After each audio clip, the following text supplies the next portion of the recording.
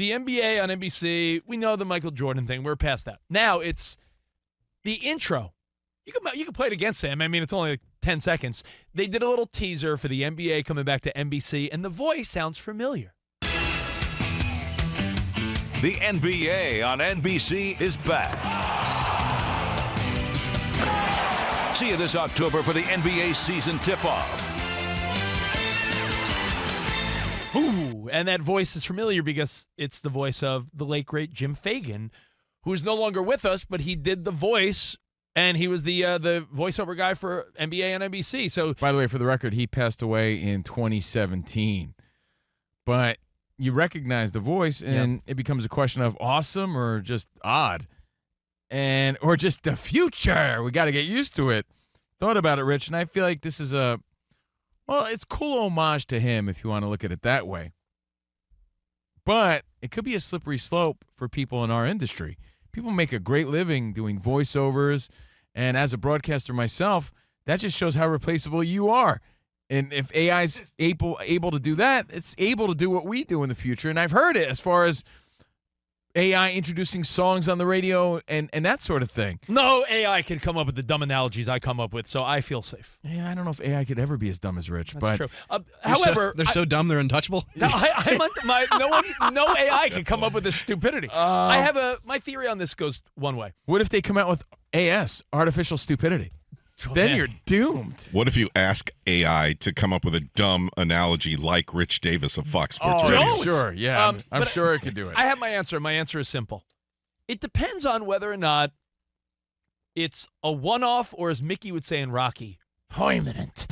Now, if it's a one-off, meaning Derek Jeter has his last at-bat at Yankee Stadium and Bob Shepard, now batting number 2, and they play the recording. Number 2. If Vince That's Scully, a great point, like honorary. Yeah, if it's the first day of baseball at Dodger Stadium and they press play and it's Vince Scully saying, let's play Dodger baseball. I could see what's happening. Yeah, but that's a nice little tribute. Now, if you said, that's the permanent job every day. No. Yeah, I don't but like testing that. the waters to see how people feel about it. It's kind of weird. It's kind of odd, I think. I really do. And let me give you another example. We've seen this in our industry before. We've seen it before where hosts, there was something called hosts, presenters, TV hosts and TV presenters. My ex was a TV presenter, a host, and she started losing jobs for probably multiple reasons.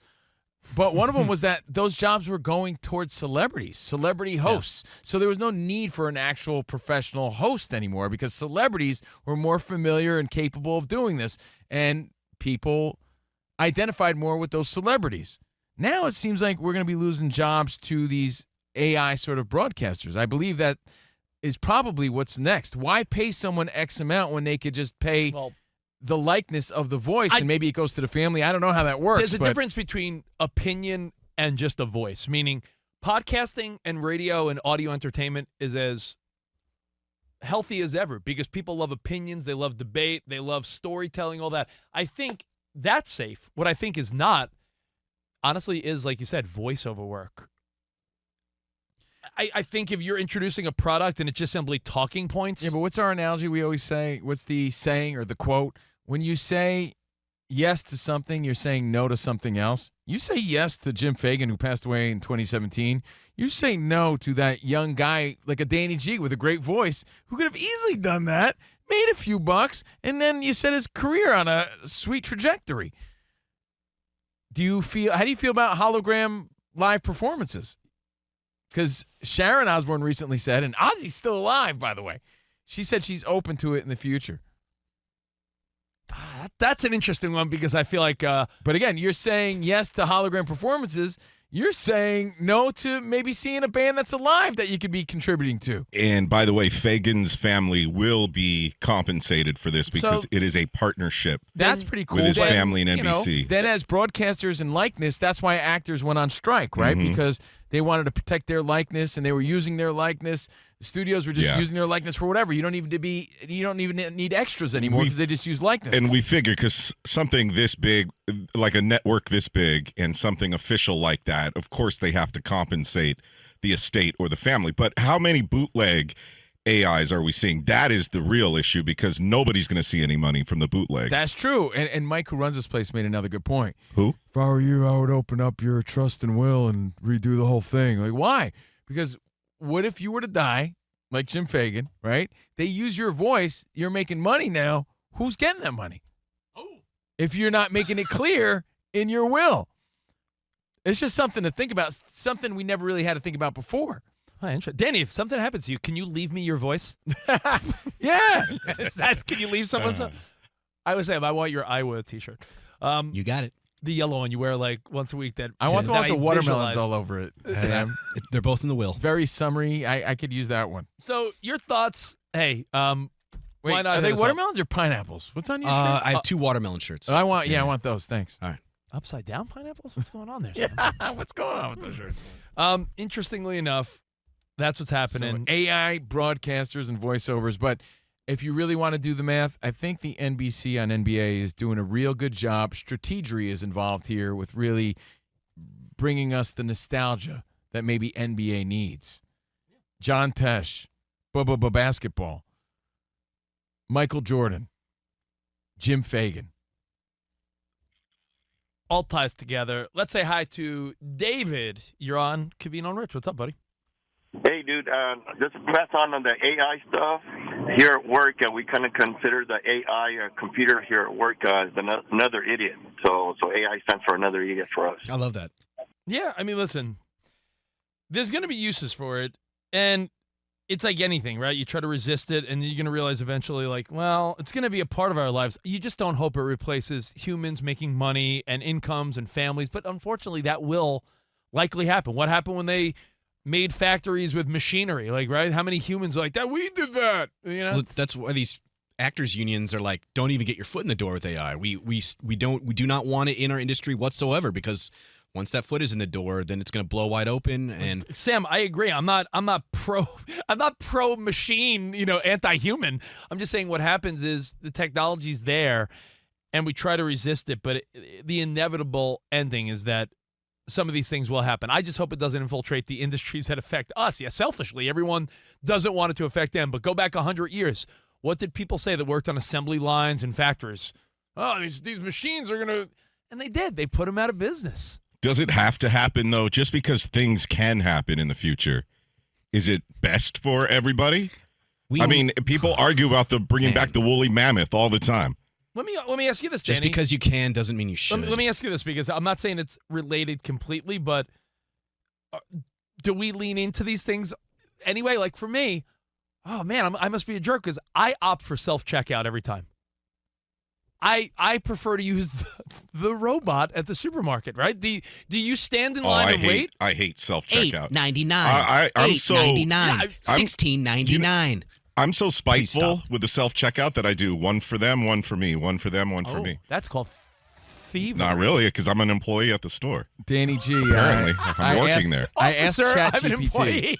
I was on ChatGPT as we speak, for real. And I said, what sort of analogy One for would me, Rich one for Davis you. give about the dangers of AI broadcasters? Do you want to hear what it says? This is according to ChatGPT to see if you could truly be replaced. If Rich Davis, known for his witty, relatable style. That's already wrong. It's already wrong. Of shows like COVINO and Let me Rich. stop you right there. We're able to give an analogy about the dangers of AI broadcasters. It might sound something like this. Hit it. Imagine you're at your favorite neighborhood bar. That's what it says. And the bartender knows your name, your drink, your favorite sports team.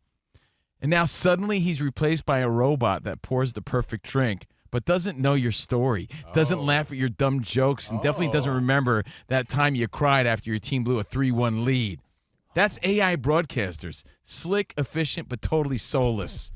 He might follow it up with something tongue-in-cheek like, sure, the AI won't call out sick or ask for a raise, but it also won't give you that human spark that makes radio feel like a conversation, not a script. I don't like that AI could even do what you just read. Actually, I think AI was better than anything you came up with.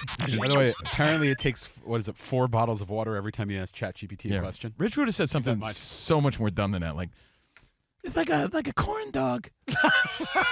You ever have a corn dog? But what are you talking about? With him, there's like mustard. And then there's like mustard. I have a corn dog, but you're not sure if it's like what kind of mustard. Covino, there's a related story from last week where China has opened the world's first AI-powered hospital. I heard about that. Did you see that? 42 robots, and they're performing surgery on humans. I'm sorry, I'm not letting a robot do a surgery. However, Danny, what if the stat showed after a year of actual data that the survival rate in the robot hospital was higher? It's flawless. Hospital. Like a flawless out. Yeah, Every futuristic movie, it's always done by computers. They always like I know. revive you by computers. Bishop in Aliens. Yeah. But there's the always a droid. malfunction. Always.